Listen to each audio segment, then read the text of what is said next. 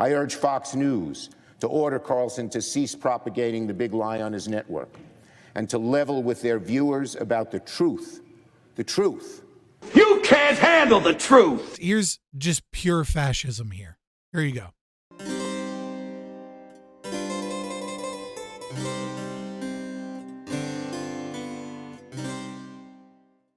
Chuck Schumer called for the censorship of that video. Any information, and he did not dispute that it was accurate, that damages a storyline his party constructed and used must be squelched. And Schumer was explicit on that point. Because that video contradicted lies told by the Democratic Party, Liz Cheney and Adam Kinzinger, Chuck Schumer demanded that our bosses pull this show off the air. Here's just pure fascism here. Here you go. He's going to come back tonight with it. Yeah, right? Demanded that our bosses pull this show off the air.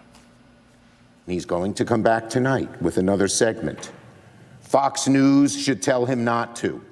Fox News, Rupert Murdoch, tell Carlson not to run a second segment of lies. I urge Fox News to order Carlson to cease propagating the big lie on his network and to level with their viewers about the truth behind the efforts to mislead the public.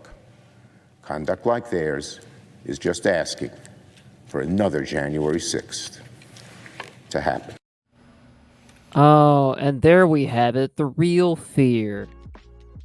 He's not going to be open about it, but his real fear is very evident right there. He's afraid that if more and more people start to think that this whole fucking scheme that they've cooked up regarding the propaganda around January 6th, if more and more people snap out of that, then January 6th really will happen, and they won't get to control it this time. I know, I'm probably giving him too much credit there. No, when I struggle with conversations like this because it's very difficult for me to come up with an argument that doesn't lead to extreme violations of TOS. Which is to say, I struggle coming up with a good reason not to incite violence when people say things like that. Which is explicitly against TOS. I would never do that, and I obviously can't do that. But when people say that we need to silence any and all opposition towards the growing power of the state to be able to do whatever they want with elections and tell you to shut up, sit down, and take it. We don't care if we don't know the outcomes of elections. We know because the right person was elected. As they gain more and more power, as they work with Marxist organizations to create a Marcusian superstate that wants you starving, that wants environmental regulations that will have you starving, that wants you to eat the fucking bugs, that wants 15-minute livable cities and not in a good way, that actively defies the Supreme Court, which is already a joke in and of itself, a la moratorium on evictions and using the CDC to enforce that after the Supreme Court ordered that it be stopped. You have people that are fighting to create fascism and to become more fascistic to oppress people. And so I wonder, what does that look like? What does that look like when we have no meaningful fight back against that? Is it's not just left-wing fascism we have to worry about, it's right-wing fascism. The more we normalize and justify the shutting down of media, the censoring of people that have different opinions, the gaslighting of false narratives, the destruction of the integrity of elections, for whatever that was worth previously, more and more and more. The more we give and excuse that power being utilized by the state. So what does that look like? Does that look like the destruction of private schools as they are, as social emotional learning and UN sustainable developmental goals goes into that? Does that mean massive regulations on homeschooling so that you're forced to teach your children diversity, equity, and inclusion initiatives? Does that mean the right wing comes in and just starts banning transgender people from public spaces, as Matt Walsh and Michael Knowles want. What does that look like? The more that we cede power to these people, how much are you willing to take of violent authoritarians like Chuck Schumer that have a gun to your head, that are constantly antagonizing people?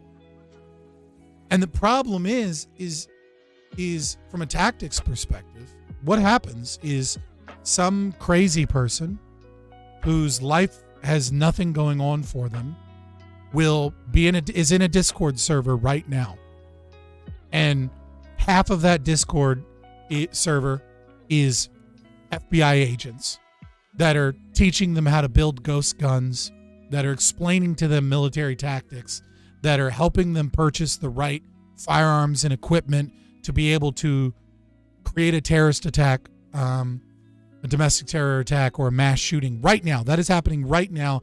You can bet money on it that there is somewhere in America, there is a mentally deranged person that is being groomed by the FBI to commit a mass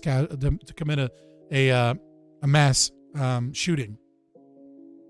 And then a copy and pasted manifesto from multiple other people's manifestos that point at them as right-wing, crazy, ethno-nat, accelerationist types will go online 2 hours after they're dead, and then that'll be used to gain more power, to give more power to these people.